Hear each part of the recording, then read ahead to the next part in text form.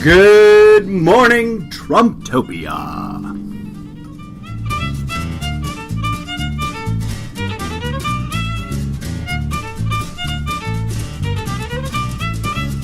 This is your wake-up call. There are some days that look so bright. There are some lies that seem so dark. How could you walk against the wind? How could you stop? Are you awake yet, or are you still snoozing? One never knows which way goes down. Will you get backwards to the shore? Are you ready for the fight?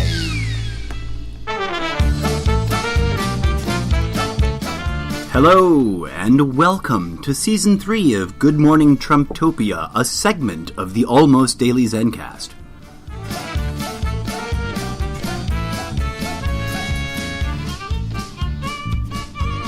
I'm your always humble host, the incorrigible Mr. Zeppo.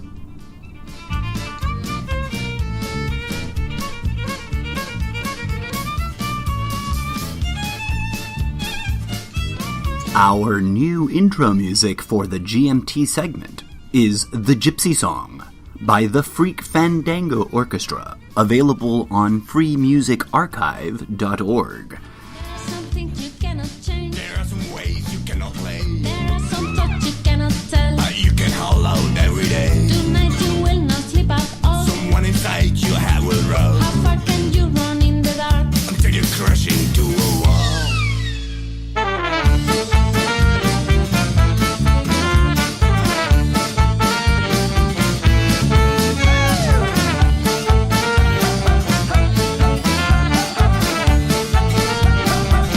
Today is the 11th day of the 11th month of the first year of Tumptopia.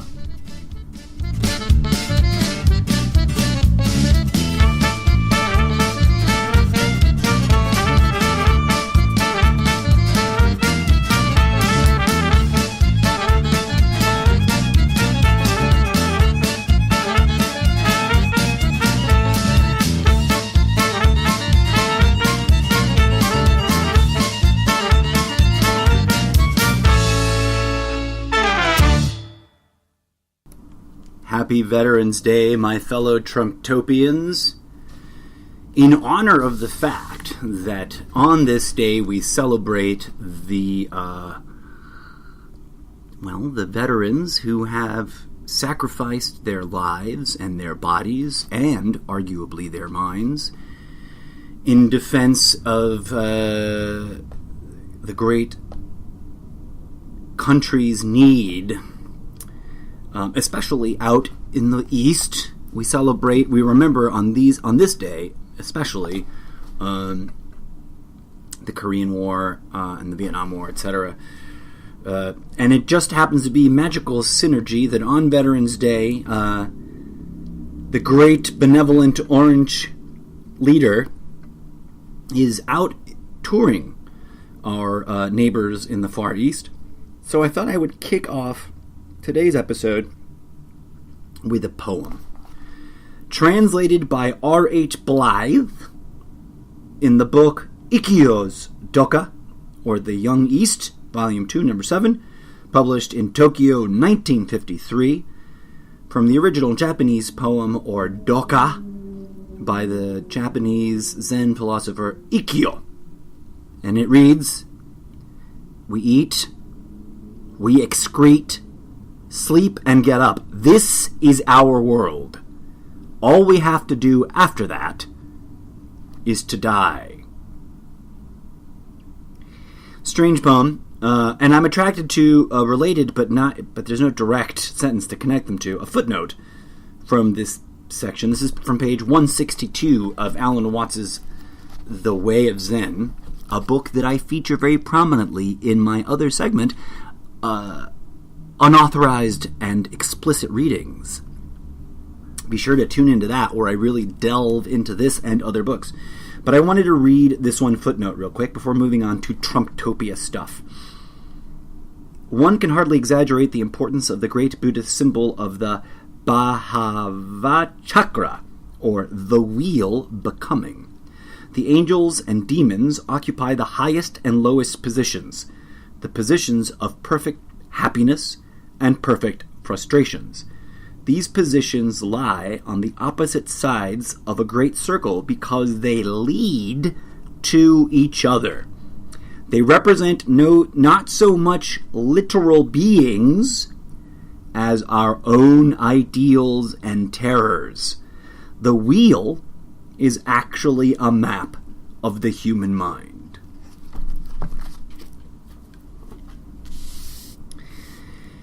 Today is the 294th day of the reign of the great Trumptopian founder, Trump himself. And I thought that it would be interesting to review some interesting factoids, and then also sort of contrast that with the notion of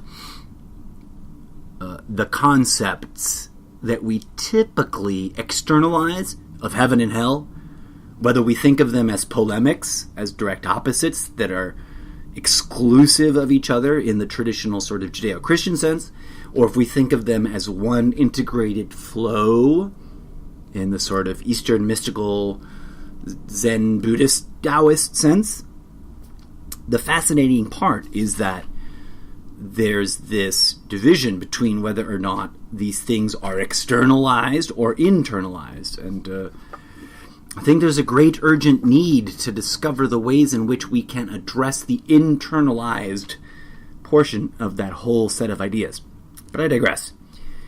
11/11/2017, as we used to call the years. Now it's year one of Tumptopia. In this short amount of time, in the last 294 days, our fearless, belligerent, blowhard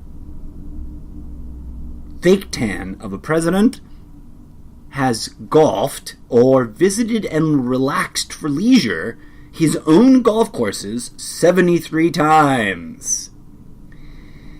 That has cost us, the taxpayers, $1,165 a day.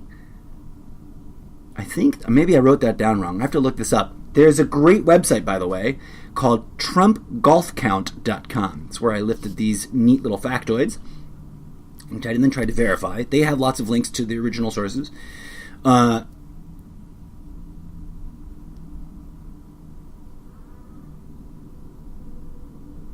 Days that President Trump has spent at his own resort called Mar-a-Lago, which has an interesting history and relates to the presidency for those of you who are history nerds and remember that.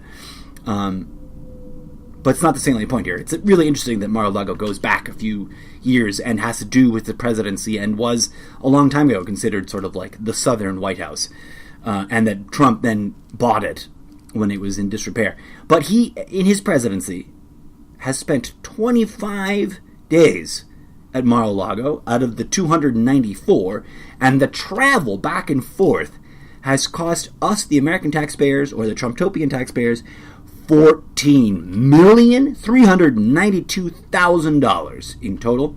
He's also spent 33 days in another town, resort town, called Bedminster, which sounds like it's from England, but I think is here in the United States. I didn't follow up on that, but I've never heard of this resort town, but it's a very exclusive resort town, somewhat close by to Washington, D.C., because the total cost is noticeably less, but still an outrageous $8,481 cost to the Trumptopian taxpayers for his 33 days of rest and leisure there.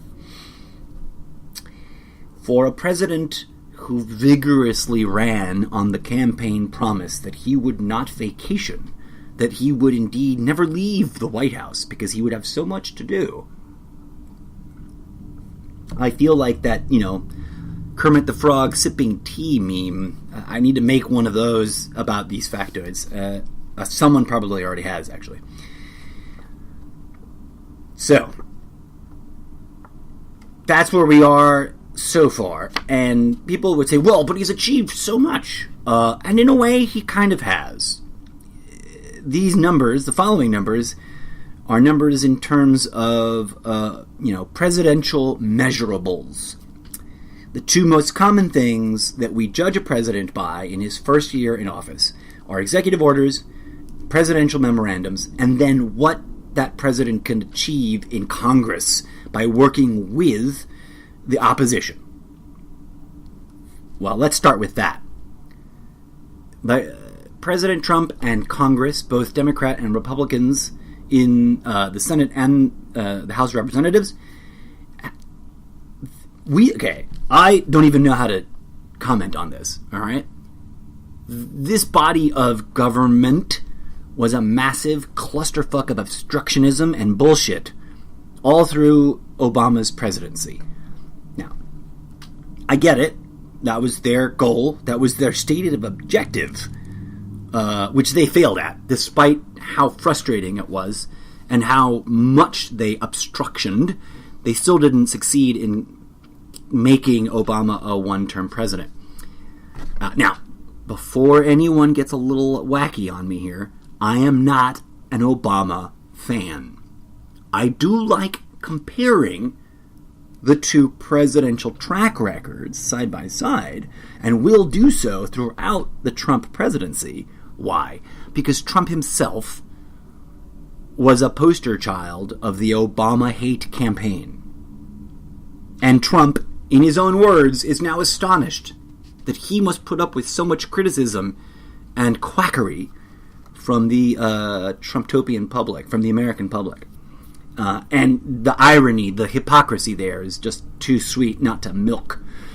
So, okay, on that mark, he has not achieved any sort of astounding, mind-blowing success.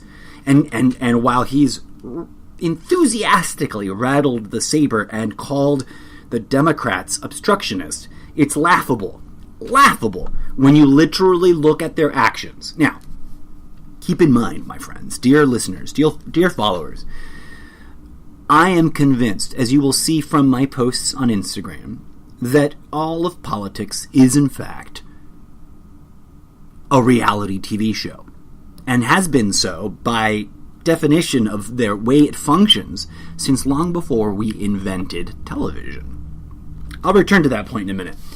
But let's go back to the two other metrics here. So Congress and the president and his ability to collaborate with all the other bodies of government in Washington, clusterfuck of fail, categorically, right? Worse than Obama. Obama was at least trying in terms of the show he put on. Trump is openly fighting with his own political party. Right. So, presidential memorandums, he's issued 22. Executive orders, he's issued 24. Now, while these numbers are easily touted as amongst the highest in the first year of any president's office, it is really important to realize the following. None of them can be categorically considered major bills or major memorandums or major orders. They all are considered minor. They all, despite how offensively worded they might be, despite how intensely people have reacted to them, they've really done very little. I think the most effective technique that we could say that Trump and his cohorts have implemented is this sort of half-assed idea of draining the swamp.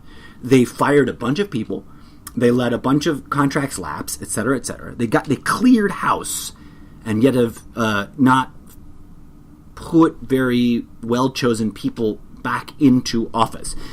You can tout that as an achievement. You can tout these executive orders and these presidential memorandums of achievement as achievements. But in the longer view, in a really serious assessment, it has to be acknowledged that neither his executive orders or his memorandums have really added up to much to anything other than saber-rattling.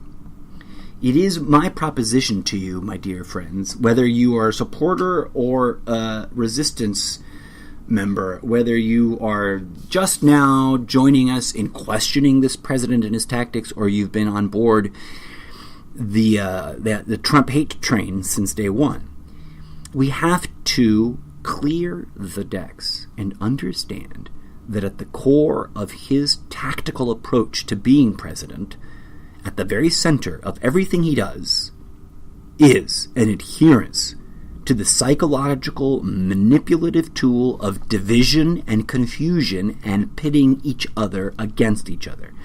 Let me see if I can say that with more clarity. Although he waves the flag and pays the lip service and talks about himself as some sort of great unifier, every one of his actions, every one of his executive orders, every one of his memorandums, every one of his self-aggrandizing tweets, every bit of it, every moment of this political theater, since the day he rode down the gold-plated escalator, has been about dividing the voting public and enraging those who oppose him so that they are preoccupied with their anger. And in this regard, at this level of analysis, President Trump has been incredibly successful. That's why, my friends, my fellow Trumptopians, and I consider all of us, whether we are supporters of the president or whether we are part of the resistance, I consider us all Trumptopians. And there's a whole philosophical reason for that, but I digress. Let's zoom back out.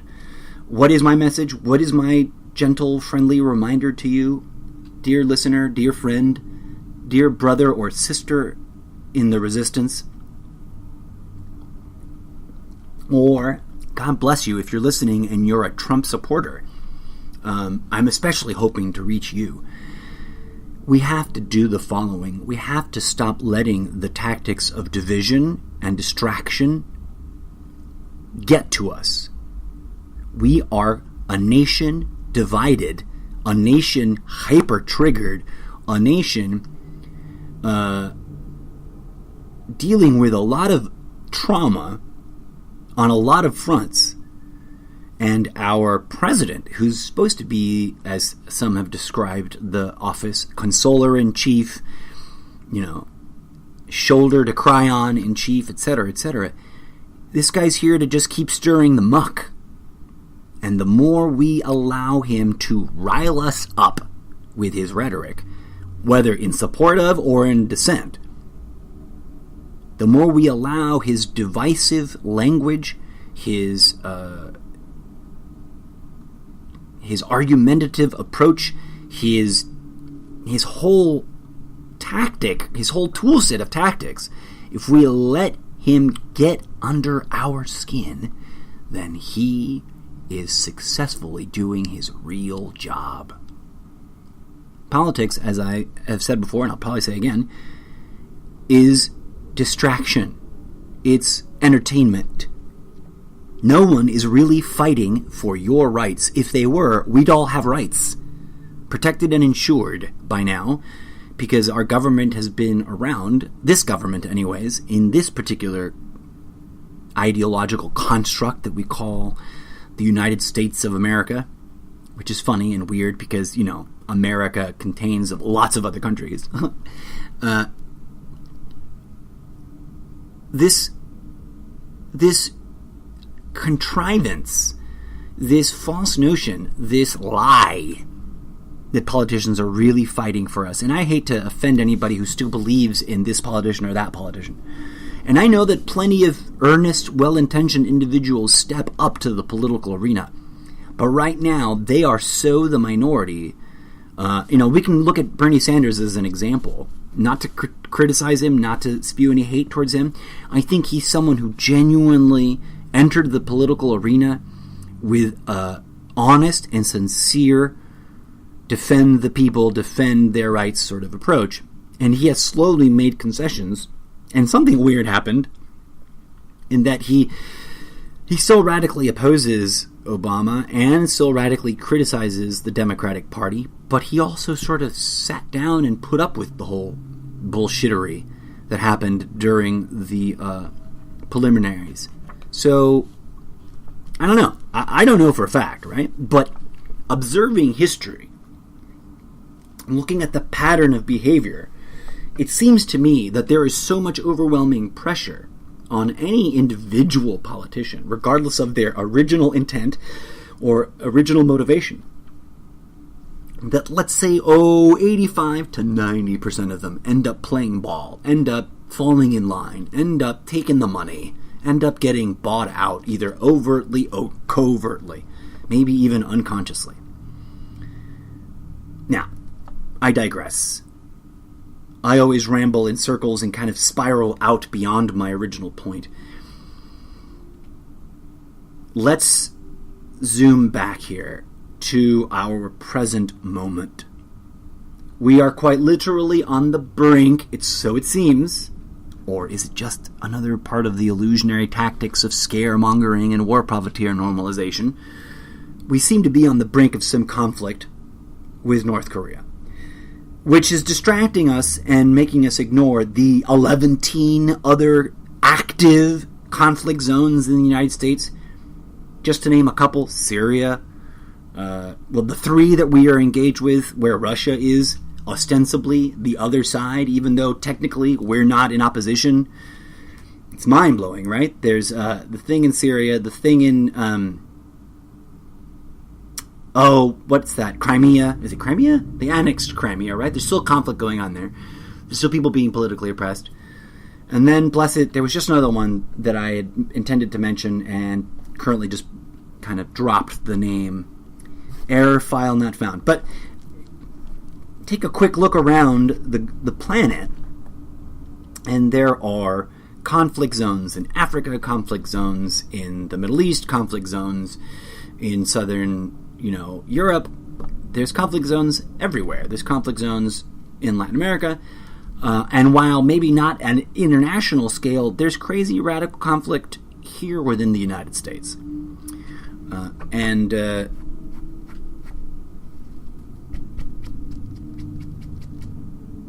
The tactic at the sort of largest scale is to normalize these conflicts, is to get everyone involved to believe that there's no other alternative, to get everyone affected, impacted, and traumatized by these wars to cling to them as part of their defining characteristics.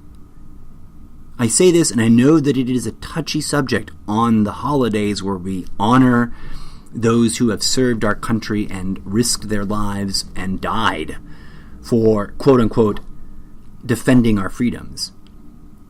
But let's zoom out, my friends, and let's remember that when you really analyze it, all war, any war, is organized murder for profit. And that the reasons listed are usually arbitrary, coincidental, or flat out false.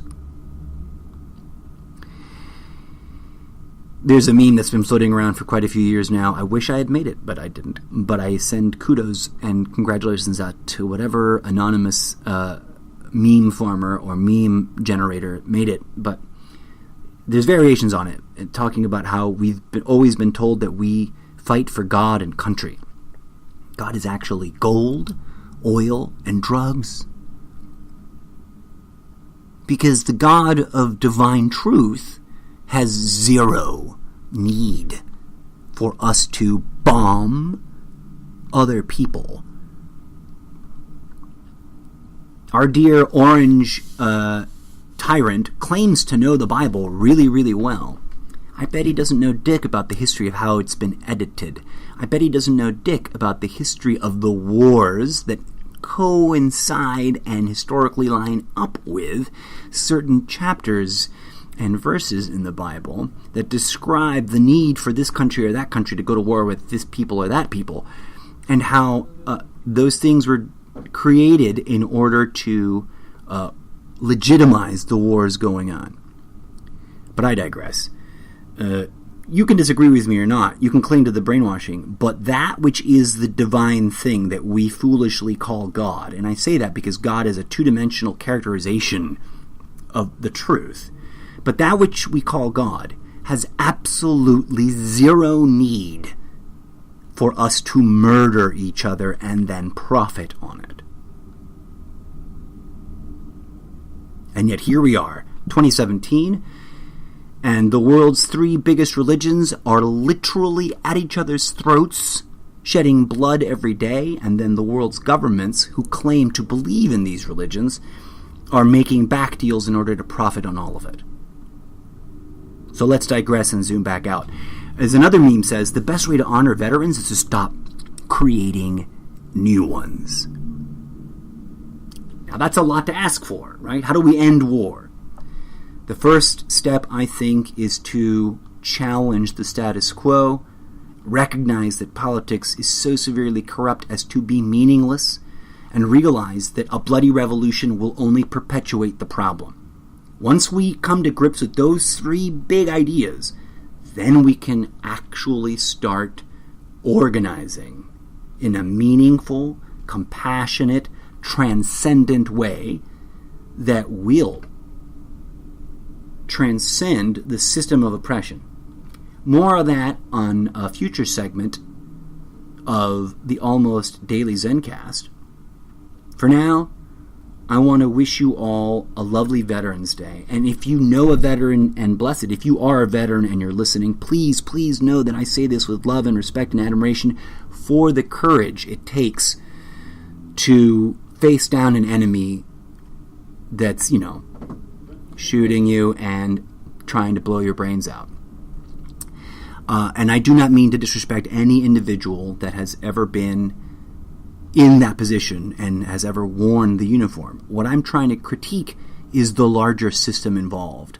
And what I'm trying to bring to light is the realization that we do not need to participate in organized murder for profit, especially not in the name of God, or that which we call God. But I'm running out of time, and I actually have pressing engagements to attend to, so I will cut this episode short. It's supposed to make all the episodes shorter anyways, right? So thank you so much for listening. I hope you have a wonderful Veterans Day, and I hope you send some love at veterans that fought for your nation, and send some love for the veterans and nations that we blew up. Because ultimately, we are all human beings, and we are all traumatized by this thing we call war. And let's remember, it is the lie presented by the war profiteers that peace is unachievable. As soon as we stop believing in their lie, we will be able to work towards real global peace. Thanks for listening. Thank you for tuning in. Please do check out my other segments.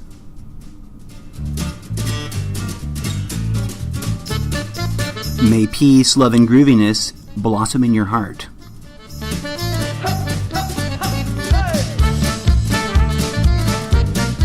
This show and all my other segments are made possible by your support on patreon.com/Mr. Zeppo.